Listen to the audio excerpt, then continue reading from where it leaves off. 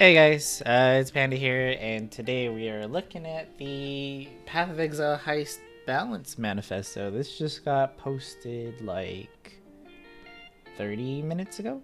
I have not read it. I have not looked at any comments or other people's reactions to it yet. Well, no, I haven't looked at anything yet, so I'm going into this blind just as much as, I guess you are if you haven't seen it. But if you have, then whatever. Anyways, I'm just gonna go ahead and start reading this thing. So here we go. As with every league, we are making some changes to key mechanics. Okay, like that's sure. So Heist Balance Manifesto Ascendancies. We've lowered the offering effect on the Necromancer's Mistress of Sacrifice and on the Ascendant back to its past value of 50%. We've also lowered the critical strike chance and multiplier of the Assassin's Deadly Infusion and the critical strike multiplier on the Assassin's small passives. These two passives are making these classes too generically powerful for many builds. So, first thing off the bat to note is that they did not mention Trickster. Trickster's been a very, very strong ascendancy for a very long time now since its recent rework. I would like to see some changes to Trickster as well, but okay. Glancing blows. I knew this was gonna get nerfed, man. Like, this was being taken way too much by like everybody in hardcore. This is like a must-have if you're especially a spellcaster or anything like that. We've changed glancing blows to cause more damage to pass through your block. You will now take 65% of damage from block hits. The keystone combined with the effects that recover life or energy shield on block were providing too much survivability for too little investment. Too little investment? You know how hard it is for me to get energy shield or life recovery on block? Now, I also want to mention that that if you guys are hoping for some 500 IQ big brain insight into these patch notes, you're looking at the wrong channel. This is a very casual look because I'm a very casual player at PoE. So if you want something more insightful and big brain, you're probably better off checking out the other streamers and YouTube content creators. Just letting you guys know, I'm not like super know-it-all everything. Very knowledgeable at PoE. But anyways, moving on. Divine Flesh. Against elemental chaos damage provided you get enough chaos resistance. We lowered the amount of maximum chaos resistance the keystone gives you to 5%, making investment to maximum chaos resistance more necessary to get the same defensive outcome. Harvest made taking Divine Flesh really easy, since you could just craft, augment chaos mods on like all your gear, and you could get like a high roll, 20-30% chaos resistance, and this wouldn't be so hard. Depending on how the loot works in Heist, like the Divine Flesh, this is still good, obviously. But it's just gonna be a little bit harder to get the chaos res, which Enduring Cry. This war cry combined with Call to Arms Keystone gave convenient defense with little or no player interaction. We've increasing the cooldown to 8 seconds and requiring at least one enemy to be in range to generate endurance charges in order to increase the importance of positioning and timing during gameplay. The increased cooldown, I understand, but the one enemy in range is not going to stop people from just binding it to left click. This is still just going to be put on left click bind if there's anything else that's not being used there, and just have it be spammed while you're moving. So that's a little nerf, but you're still going to use it. Ball Lightning, combined with slower projectiles, outclass the damage of other spells, so it had its damage and area lowered slightly. Again? Oh, no. Ball Lightning was actually buffed in the last patch. It was just nerfed in other ways, like the mines multiplier I think got reduced. Okay. Spell Slinger. Oh no. Triggering spells with Spell Slinger was faster and more convenient than other methods of casting spells while leveling. True. It now has a longer cooldown, but gains more cooldown recovery as it levels, making it more rewarding to reach higher gem levels. The skill now starts with a reservation override of 30%, scaling up to 25% at gem level 20. I don't know why you have to do this, because again, they literally say it's just to make it convenient for leveling. It's just leveling, you know? Why make leveling even more annoying than it has to be? Because Spellslinger isn't even good for endgame, because if you guys were paying attention to the Gauntlet race, a lot of people that went Essence Train Contagion, they started off as a Spell Slinger when they're leveling, yes, but then they transitioned into self-cast for endgame content because it did more damage and you get more benefits. Don't know if I agree with that one. Maybe this is for also like the Blade Blast stuff, because Blade Blast Spell Slingers were also strong, but it doesn't seem too bad. Redemption Sentry Spectre. This monster variety had superior damage and scaling. Superior damage scaling and clear speed compared to most Spectres, so it had its damage and life lowered. I haven't played a Spectre build in a long time, and I was actually thinking about playing one for the league, or the league, the event as well. So I didn't even get to try this Spectre out. Didn't know if it was OP, but there's definitely other Spectres. I mean, Slave Driver's still good too, but less variety, I guess. I don't know. We'll see how bad the nerfs are. Cluster Jewels. Numeric tweaks to specific Cluster Jewels notables that provided a little too much power. This time we're lowering values on Precise Commander, Vicious Bite, and Vengeful Commander, but may make further changes in the future. Alright. Vitality, Precision, and Clarity.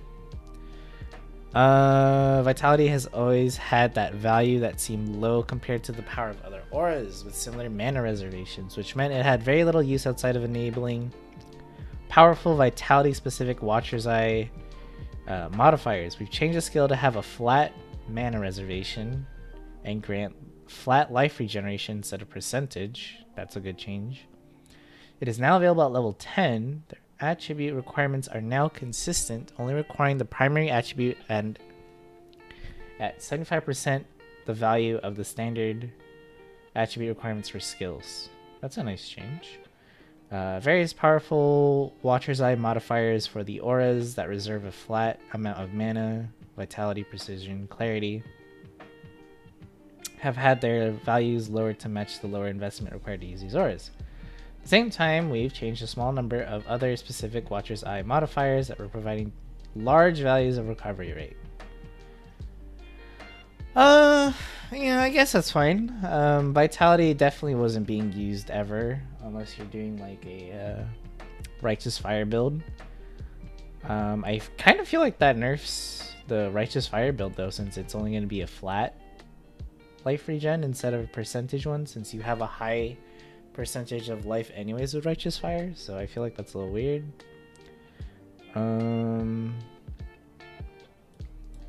Let's see. Is there anything else? Oh, the Watcher's Eye stuff.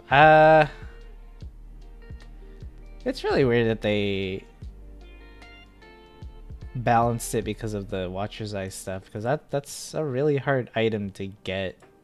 You know, obviously, especially in solo self-found, but they don't balance the game around that. They balance it around trade leagues, so obviously you could just buy a Watcher's Eye, even though those are hard to get, with really good Vitality mods or whatever. But I guess that's fine. Just a little bit of a nerf to RF, it seems like, at least initially.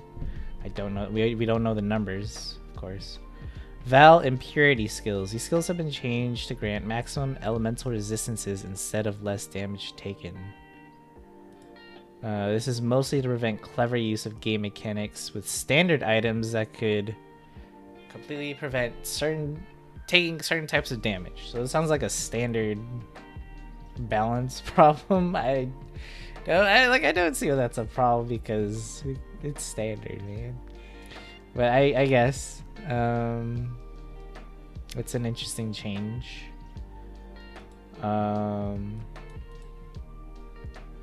This doesn't affect anyone that's playing in a normal league because I don't think they would have items that are that amazing to be immune to a certain type of damage. But ailment effect, we've changed some ailment modifying stats like the chill effect, shock effect, chill duration, freeze duration to instead apply to all cold and lightning ailments.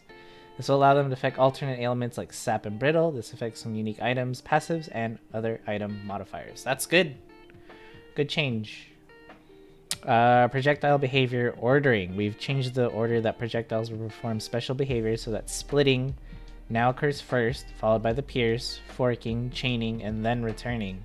For specific mechanics that had changes or chances to occur or not to occur, they'll now be able to fall back on another behavior the projectile has. Previously, if a projectile had a chain remaining, the skill can return until it chained the last time, even if there were no enemies in range to chain to. Now the projectiles will return and could still make use of the remaining chain if it hits an enemy during that return.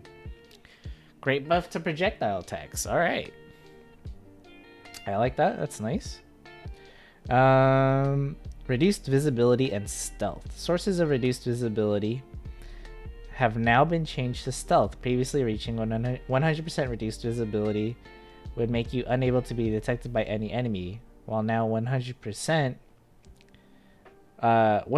stealth will halve the range that monsters detect you at.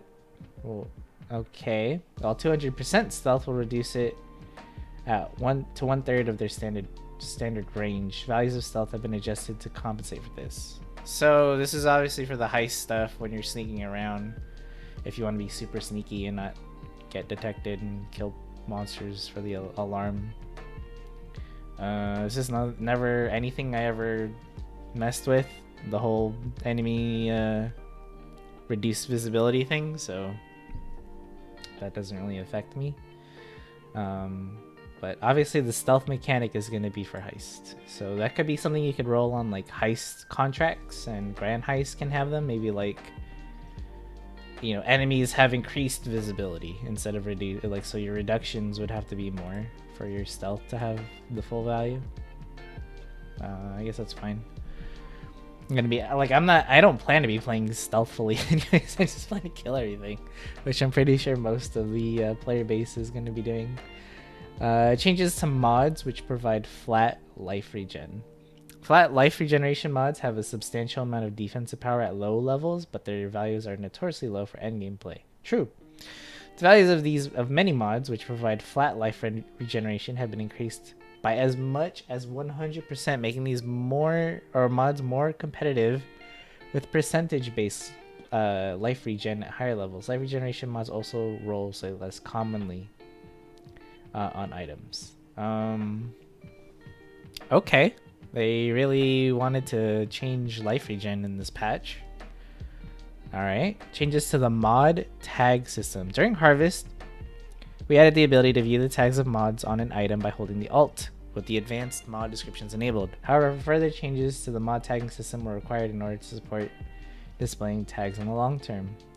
We've standardized. Wow, this is gonna be a long one. This looks good though, from what I just skimmed. We have standardized existing systems that use mod tags to use the same set of tags applied simpler and more consistent philosophy to categorizing which mods should receive a tag, and we've made a few changes to fossils. The primary goal of these changes is to make the effects of crafting functions these functions that rely on mod tags more clear and predictable. Perfect. That sounds amazing. But again, we'd have to see it. From 3.12 and onwards, the tags displayed while holding Alt, which were previously used for fossil and harvest crafting will also be used by Catalyst, the cannot roll attack mods and cannot roll caster mods metacrafts. The new enchantments available in Heist will also use these tags, as well as future uses of the mod tag system. Mod tags will also be displayed on unique item mods. New tags have been added to support this merger. There are now ailment mod tags, attribute tags, thank you. I don't know why that one wasn't a tag already. Curse, damage, gem, resistance. Okay, so they're adding... that's interesting. Alright, that's good. Makes it easier to understand.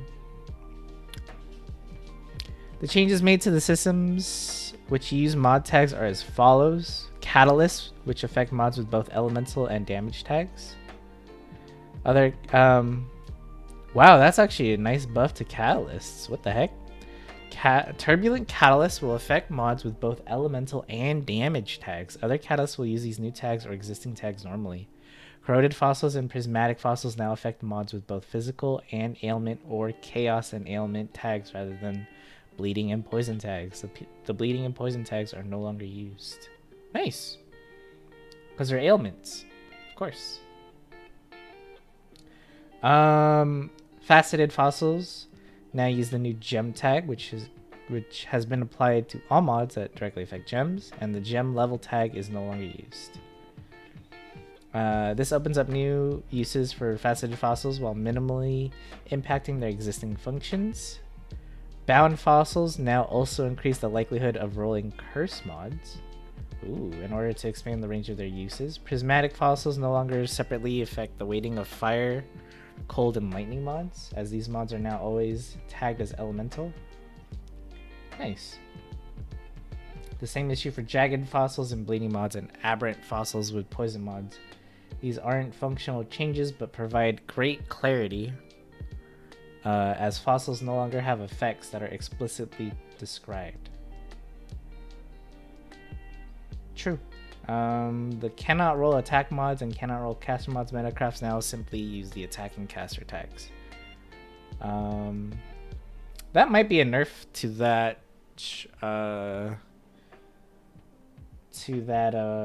craft if they just use attack and caster, because I'm pretty sure the cannot roll attack and cannot roll caster affected more mods, which made it easier to craft stuff, but I'm not too sure on that one. I have to double check. Finally, the rationale used to tag mods has been simplified and all existing mod tags reviewed for consistency in order to allow players to reasonably infer what tags a mod may have even without viewing them directly. In summary, tags are now only added to mods which specifically and directly affect the subject of the tag. Some of the main implications of this include conditional mods do not receive tags based on the condition. For example, a mod that grants damage while on full life does not receive the life tag, and a mod that grants attack speed if you've dealt a critical strike recently does not receive the critical tag. A mod that grants a power charge on critical strike would receive the critical tag since that is directly modifying the effect of critical strike. You would have to reread that sentence a bit, but that makes sense. Yes, that makes sense. Like it's a little confusing and it sounds long, but yes. Any tag that is necessarily a subset of another tag receives both tags. Currently, this just means that all fire, cold, and lightning mods are now also elemental mods. This isn't a functional change to prismatic fossils as mentioned above. They used to also apply to attack. They were also used to apply to fire, cold, and lightning modifiers without explicitly describing this. A related concept is that all bleed-related mods now receive the attack tag as well as the physical and ailment tag, since bleed can only be applied by attacks. Okay. Mods granting skills or keyworded buffs do not grant tags matching the stats of the skills or buffs. Previously, it was very inconsistent whether these tags were granted, but a more minimalist approach was chosen in order to prevent many mods which grant buffs from requiring enormous numbers of tags. Mods granting notable or keystone passives do grant tags matching the stats of those passive skills. While this is inconsistent with our approach of buffs and skills, it was judged necessary for the sake of cluster jewels. That was a lot to read. Sure. A minimalistic approach so the player doesn't get overwhelmed with all the tags for certain mods. Thousands of individual changes have been made to mod tags, so to assist with understanding the implications for item crafting, we've prepared a full list of mods which can roll on items and their new tags. Click here to check them out. It must be stressed that most crafting methods are not significantly affected by these changes, but specific methods for crafting items with certain combinations of mods may be impacted, and you will undoubtedly be able to find new methods with a little investigation. This sounds like heist stuff, but also looking at the reworded... They didn't talk about essences being reworded. I guess they don't have to be. The reworded way that the tags work. So fossils will be clear. It should be clear, like clear on what you're rolling. So I am a little iffy on this whole change because it's a lot to take in, but overall, like, it does sound good. Like, their intentions. This was a big critique of the Harvest League, right? Is when we were crafting stuff, people were so confused, like, does this count as this type of mod? Does this mod type, like, does it get tagged as this? And the answer was like, no. You'd be surprised that, like for example, a mana, let's say you have a piece of gear that increases your mana, you would actually think that like on Harvest, you were able to craft caster mods, and you would think mana was one of them because you cast spells or your attacks with mana. That was actually not true. Mana was not a caster mod. I would have to double check that, but I'm pretty sure it wasn't. Mana was just like its own thing. So I think confusion like that is supposed to be less it's supposed to be less confusing when you're crafting stuff, hopefully, and I'm very curious to see what they mean by new methods with a little investigation. Like, is that just going to be heist specific ways of crafting stuff, or with the new clarity of the looking at the mods? I do want to kind of check out the mod list, but this video is already almost 25 minutes long, and I don't want it to be any longer, so I'm probably going to look at that offline. But overall, just to summarize my thoughts on the balance changes, it all looks pretty good. From the ones that I understand, like, I don't really mess around with a lot of life regen stuff. So seeing the flat life here and the stealth things, like, those aren't really mechanics that I've messed around a lot with. Like, I've only played a Righteous Fire build like once ever, so that was the only time I really cared about life regen. Most of the time I don't really pay attention to it as a mechanic. So it did get buffed, it looks like, especially early game, because of the flat increase to make it more competitive, which I guess is good. I am okay with the nerfs. The Necromancer one, the Glancing Blows one, and the Divine Flesh one, and Enduring Cry. I'm actually surprised they didn't go harder on the nerfs. I feel like they went really light. There was a lot of stuff that I thought that was going to get nerfed. I thought Trickster was going to get some changes too, but it looks like it's just the Necromancer here, and I guess the Ascendant getting that one, the Assassin as well. Sorry, I forgot about that one. Necromancer and the Assassin, and then like the Ascendant. Just a tiny bit, because yeah, like, it's all good. I actually thought they were gonna be worse. So until we see the actual patch notes with the actual numbers, it's too early to say how this is gonna change up the meta or whatever, but from this manifesto alone, it does look pretty solid, and I'm excited to try out some of the changes in Heist. I'm surprised they didn't talk about the curses here, though. I guess because they already had a post on the curse rework.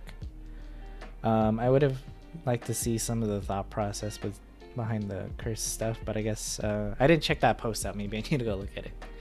But anyways, I'm gonna wrap up this video because it's already going on way too long. So thank you guys for watching and hanging out. If there's anything, if there's any thoughts you guys had on the manifesto itself, let me know in the comments. I'll see you in the next one.